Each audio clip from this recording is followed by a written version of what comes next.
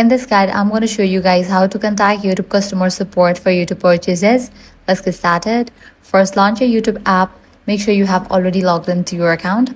Now, click on the profile icon given at the top right. Navigate to the option Help. This will open a support window where you will find different help resources, and at the bottom of this window, you will see option called Contact Us or Ask the Help Community. You will need to click on that option.